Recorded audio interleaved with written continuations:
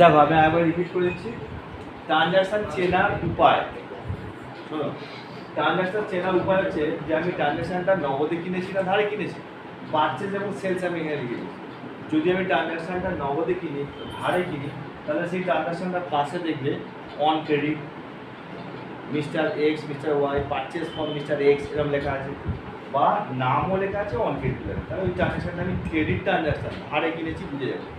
যদি কোনো ট্রানজাকশনের মধ্যে ইন ক্যাশ, ফর ক্যাশ অথবা অন ক্রেডিট নাম, ইন ক্যাশ ফর ক্যাশ কিছুই নেই, তাহলে ওটা ক্যাশটা ট্রানজাকশনটা ক্যাশে হয়েছে। এখন আমি ট্রানজাকশন করার সময়, জার্নাল করার সময় আমি কী ভেবেছিলাম, কী শিখেছিলাম, ক্যাশ আসছে না যাচ্ছে এটা চিন্তা করো। যদি ক্যাশ আসে তাহলে ক্যাশ অ্যাকাউন্ট ডেবিট করতে বলেছি, যদি ক্যাশ যায় ক্যাশ অ্যাকাউন্ট ক্রেডিট করতে বলেছি। এই ক্ষেত্রেও ঠিক তাই। ধরো আমি এটা ইউজ করলাম, on 1/1/2024 goods purchase from X and ও 20,000। ধরো একটা ধরো ট্রানজাকশন আমি দিলাম, এই ট্রানজাকশনটা পরে তুমি কি বুঝলে ধারে না নগদে? ধারে। কি করে বুঝলাম ধারে? কিনেছি ফ্রম মিস্টার এক্স, এটা তোমার নাম আছে, শুধু নাম থাকলে ধারে, শুধু অঙ্কের থাকলে ধারে, নাম থাকলে অঙ্কের ধারে। এখন ব্যাপার যে ধারে চিনে আমি করবোটাই, ধারে চিনে আমরা এটাই করব যেখানে আমরা জার্নালটা করছিলাম ক্যাশের জায়গায় সেই নামটাই ইউজ করব। জার্নাল সেইভাবেই ভাববো, ক্যাশের জায়গায় ওই জায়গাটা ইউজ করবো। ধরো যদি এটা নগদে ট্রানজাকশন হয়েছিল, আমরা কী লিখেছিলাম, এখানে পর্যন্ত লিখেছিলাম গুডস পারচেস করতে, তাহলে আমার ক্যাশ আসছিল, আমি জার্নালটা লিখেছিলাম ক্যাশ অ্যাকাউন্ট ডেবিট, আর কি লিখেছিলাম, সরি ক্যাশ যাচ্ছে, কিনলে ক্যাশ যায়, তাহলে আমরা লিখেছিলাম পারচেজ অ্যাকাউন্ট ডেবিট, আরেকটা বুঝেছি, আর ক্যাশ অ্যাকাউন্ট ক্রেডিট বা টু ক্যাশ অ্যাকাউন্ট ডেবিট। তাহলে আমি এবার চেঞ্জ করছি, ধারে যদি ট্রানজাকশনটা হয়েছে, এবার তো আর ক্যাশ হয়নি, ক্যাশ তো আমার যায়নি, তাহলে জার্নাল একইভাবে ভাববো, ক্যাশ আসছে না যাচ্ছে এইভাবে ভাববো, কিন্তু ক্যাশের জায়গায় যা নামটা আছে সেই নামটা দেবে। তুমি পণ্য কিনেছো ধারে, তুমি ভাবো ক্যাশ যাচ্ছে, তাহলে ক্যাশ অ্যাকাউন্ট ক্রেডিট বা to cash account, purchase debit নিয়ে ওকে চিন্তা নেই। তাহলে আমরা এই ক্যাশের জায়গাটা কি লিখে দেবো, ক্যাশ আর লিখবো না, ক্যাশের জায়গায় মিস্টার এক্স অ্যান্ড কোম্পানি লিখে দেবো। বোঝা গেল? এখন এবার তুমি বলতে পারো স্যার যদি আপনি তো লিখেছেন অন ক্রেডিট, শুধু অন ক্রেডিট থাকলেও সেটা ধারে হবে, সেখানে তো আমি নাম খুঁজে পাবো না, শুধু অন ক্রেডিট লেখা আছে, মানে পারচেজ অন ক্রেডিট, এটা ধরো লেখা আছে পারচেজ অন ক্রেডিট ₹20,000, ধরো এইরকম দেওয়া। এর ক্ষেত্রে তাহলে আমার নিয়মটা কী কাজ করবে, তখন তো তুমি বলবে স্যার ক্যাশের জায়গায় তো নামটা বসিয়ে দেবো, যখন নাম পাচ্ছি, এটা তুমি বুঝতে পারলাম। কিন্তু যখন নাম থাকবে না কিন্তু অন ক্রেডিট আমি বুঝতে পেরেছি, তখন হচ্ছে ক্রেডিটর্স ইউজ করবো, মানে এক্ষেত্রে এই ক্যাশের জায়গায় আমরা ক্রেডিটর্স ইউজ করবো, যেহেতু এটা পারচেজ, অথবা মিস্টার এক্স অ্যান্ড কোম্পানি, এটা চেক করতে পারলাম।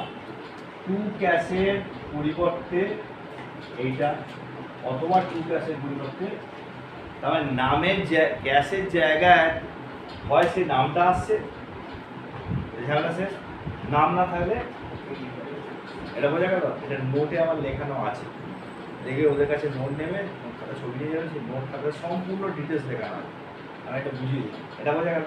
তাহলে এটা কিসের ক্ষেত্রে ক্রেডিটর্স ইউজ করবো, পারচেজের ক্ষেত্রে, মানে আমার পাওনাদারটা বেড়ে যাচ্ছে।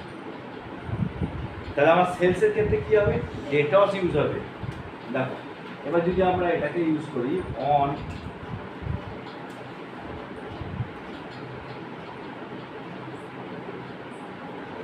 এখানে ইউজ করছি, ধরো সোল্ড গুডস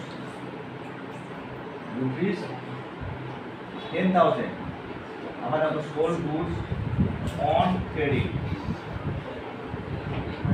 ₹10,000, এই দুটো তফাৎ বলো, দেখো এইটার তফাৎটা কি, এইটার তফাৎ কি, ওই এইটা আমি পারচেজের ক্ষেত্রে সোল্ডে চলে গেছি, বলো সোল্ড গুডস রুপিস 10,000, এটা ক্যাশে না নগদে? এই ক্যাশে না ধারে? সোল্ড গুডস রুপিস 10,000 ধারে না নগদে? নগদে, ক্যাশে তো। তা টাকা এলো না গেল? সোল্ড মানে বিক্রি, মানে টাকা এলো। এটা বোঝা গেল? এটা আমরা আগে করেছি, আগে চার্চের মধ্যে একটা জানলাম। টাকা এলো, টাকা এলে কি লিখি আমরা? ক্যাশ অ্যাকাউন্ট ডেবিট আর সেলস অ্যাকাউন্ট ক্রেডিট বা টু সেলস অ্যাকাউন্ট, এটা ক্ষেত্রে হয়েছিল। বোঝা গেল? এখন আমি তাহলে একটু চেঞ্জ করেছি, sold goods on credit, credit rupees এত, নাম ইউজ করিনি আমি, রুপিস লিখেছি, এটা রুপিস। তার মানে এটা ধারে না নগদে?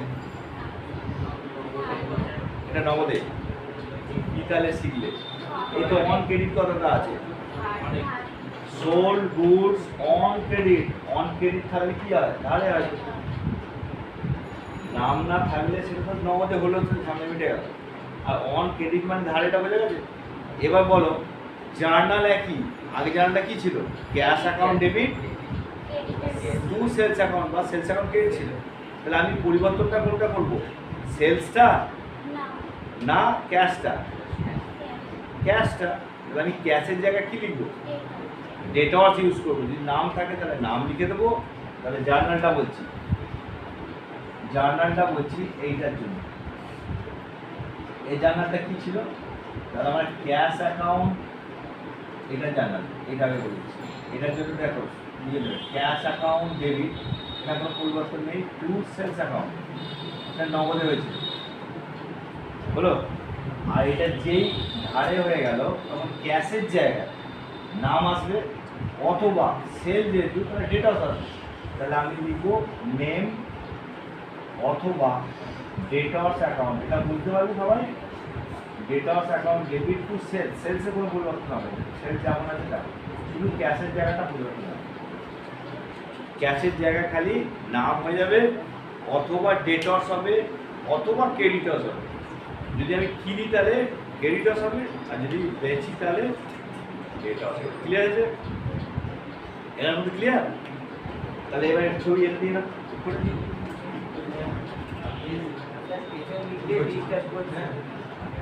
ছবি নিয়ে নাও।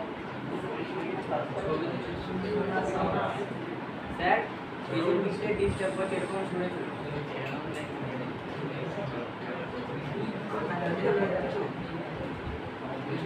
বলো এটা মুছে দিন। এবার তোমাদের জিজ্ঞেস করবো, তোমরা বলবে কে কেমন শিখেছে, তোমরা বলে যাবে।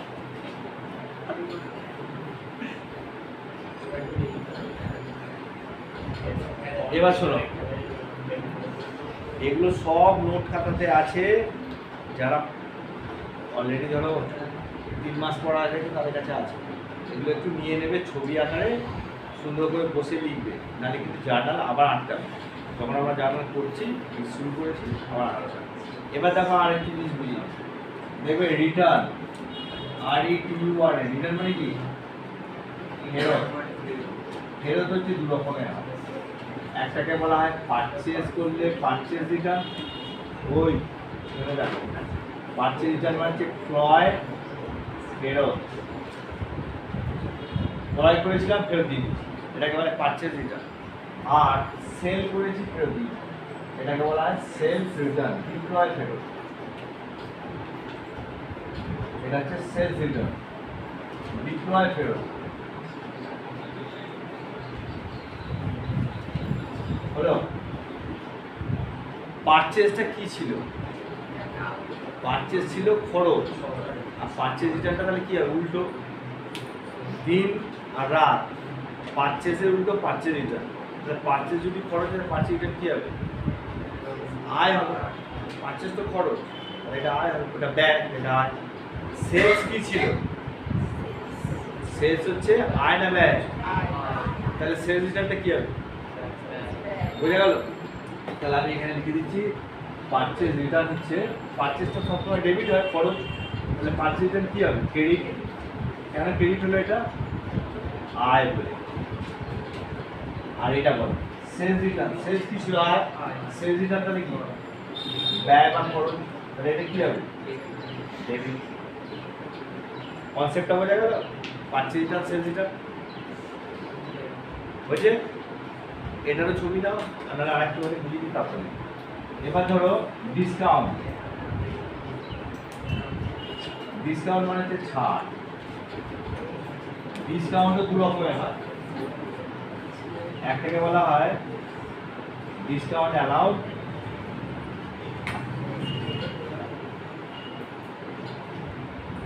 এটা হচ্ছে ছাড় দিয়েছি, আর এটা হচ্ছে ডিসকাউন্ট রিসিভ।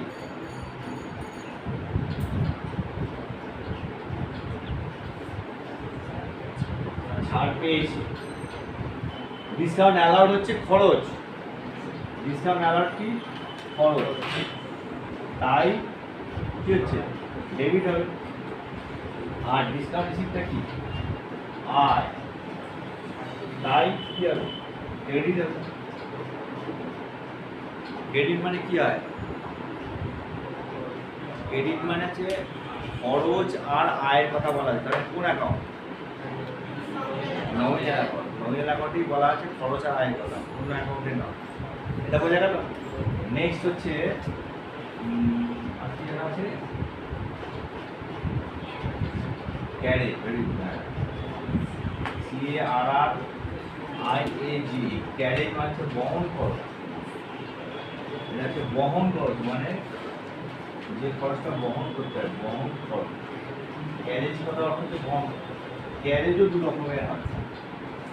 এটা carriage CARRIAG, carriage on purchase, মানে বহন খরচ দিয়েছি কেনার সময়। আর এটা হচ্ছে বহন খরচ দিয়েছি ক্যারেজ অন সেলস, এটা বহন খরচ দিয়েছি বিক্রি করার সময় বহন খরচ দিয়েছি। খরচ দিয়েছি, খরচ খরচ। তাহলে এইটা কি? এর আর একটা নাম আছে ক্যারেজ। কি বলবে? Carriage inward. ক্যারেজ ইনওয়ার্ড বলা, এটা ক্যারেজ ক্যারেজ আউটওয়ার্ড। এটা হচ্ছে ভিত। কমার্সের ভিত হচ্ছে জার্নাল। একে যত মজবুত করবে তত দেখবে তুমি তোমাকে আর হেলাতে পারবে না কোনো দিক থেকে। কোনো দিক থেকে তোমাকে একে নাড়াতে পারবে না, যে তোমার ভিত শক্ত আছে। বোঝা গেল? অনেকে দেখবে 11টা ও যাচ্ছে যাচ্ছে, ক্লাস 12-এ দেখবো। এখন তো সেমিস্টার হয়ে গেছে, আলাদা কথা। প্রতিটা সেমিস্টারেরই তোমার মার্কিং হয়ে যাবে, তোমার টোটাল মার্কস এইচএসের মার্কস হয়ে যাবে। এখন গল্প আলাদা। এখন প্রথম ফার্স্ট ইয়ার আমাদের সময় ছিল first year don't care, second year something care, এরকম ছিল। আর থার্ড ইয়ারে গিয়ে সব ফাইনাল পরীক্ষা দিত, তখন একসঙ্গে সব করতো। এখন গল্প আলাদা হয়ে গেছে। এখন গল্প আরও সহজ করে দিচ্ছে। আবার একটু একটু পড়ো, গিয়ে ব্রেনে তোমার অত দিতে হবে, কারণ ব্রেনে অনেক কিছু আছে, গেম ফেম হ্যানা ট্যানা অনেক কিছু আছে, গার্লফ্রেন্ড ফার্লফ্রেন্ড আছে, ওটা আছে। আর অত ব্রেনে জায়গায় নেই। ওই জন্য এখন কি এরা করে দিয়েছে কি ছোট ছোট ছোট ছোট রান্না করো, ছোট ছোট সংসার ছোট করে দিয়েছে। বাবা মাকে দেখতে হবে না, বউকে সুন্দর করে দেখলিয়ে হবে, সংসার ছোট।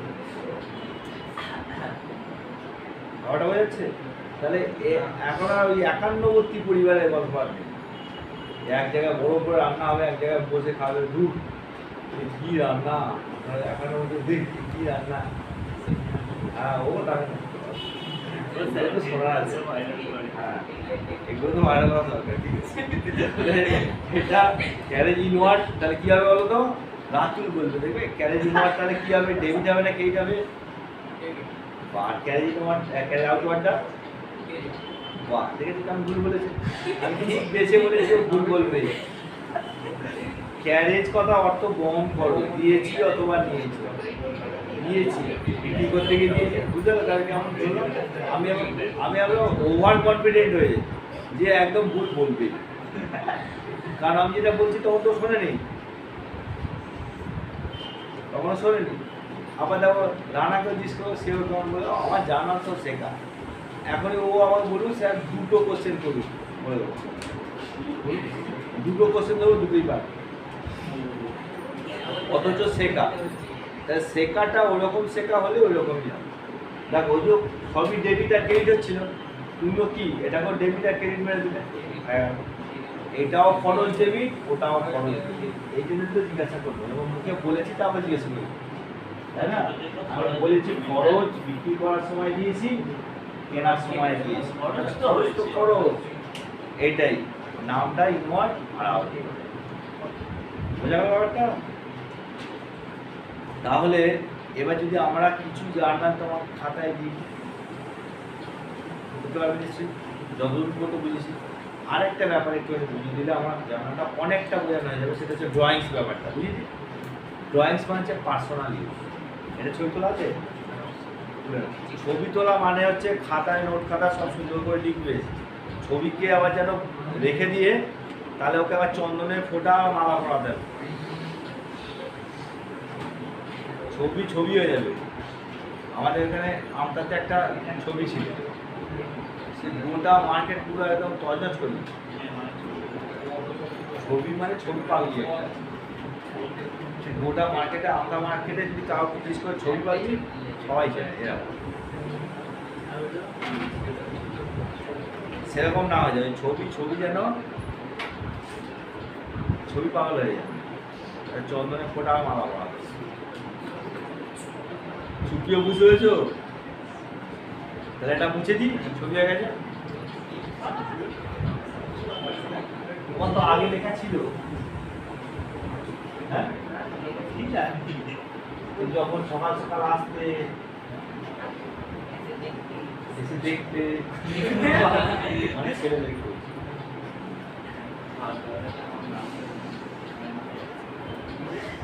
তারপরে না বেকার আসা, ফোনে ছবি ছিল তখন লেখা হয়নি এটা। আচ্ছা এবার চলে যাচ্ছি আমরা ড্রয়িং সেটটা দেখতে। ড্রয়িংস কথা অর্থ হচ্ছে পার্সোনাল ইউজ। দেখো পার্সোনাল ইউজ, প্রোপাইটার ইউজ,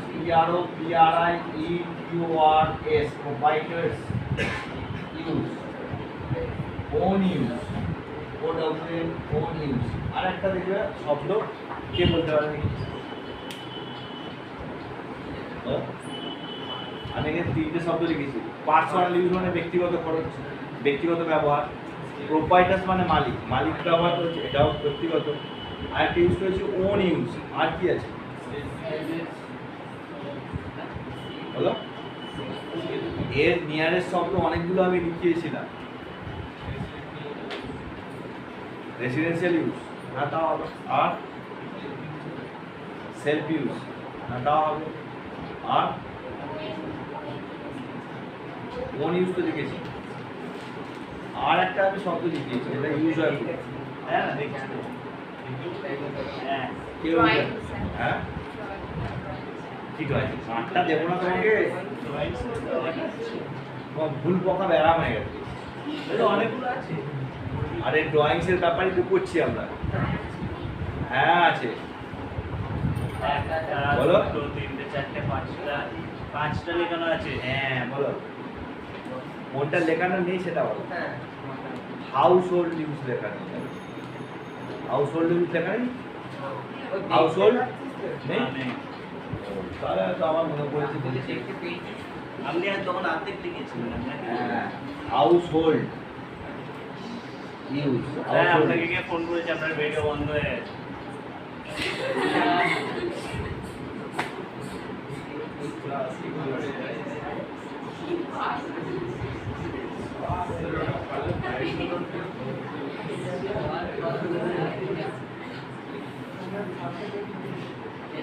হয়েছে? আরো কিছু শব্দ তাই এরকম কেটে দিলেও ফোন করে। আমি কয়টা ধরেনি,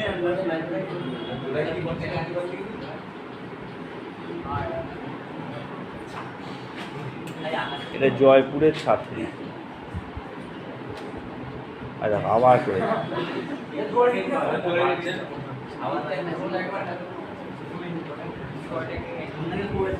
কথা বললেন পুরো গ্যারেজ পর্যন্ত নিল তো এখানে সব থেকে স্কুল হয়ে যায়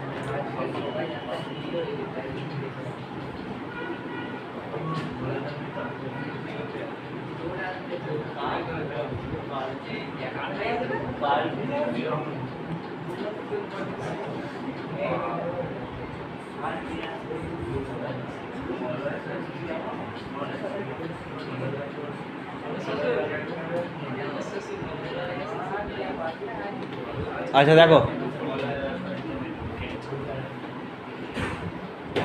আচ্ছা হাউ আমি বলি যে এখানে পার্সোনালি সব কটাই কিন্তু ড্রয়িংসের ব্যাপার, হ্যাঁ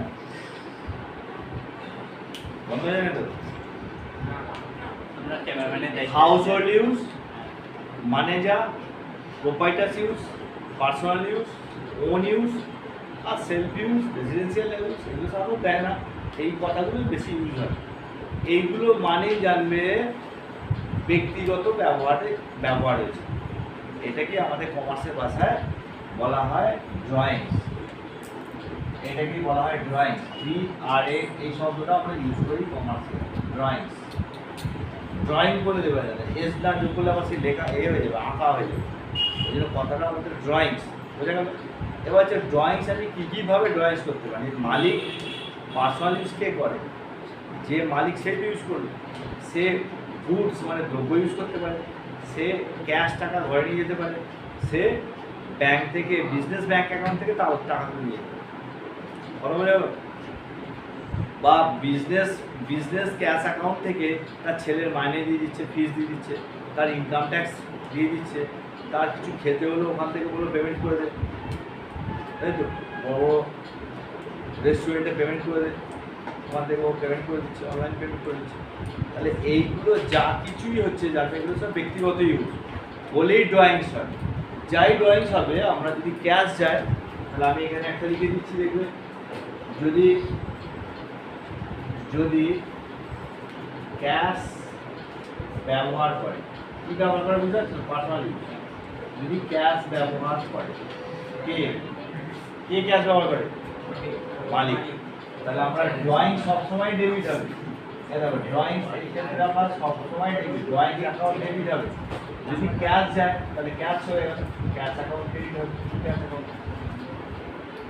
2 নম্বর দেখো, যদি ব্যাংক অ্যাকাউন্ট ইউজ করে, ধরো ব্যাংক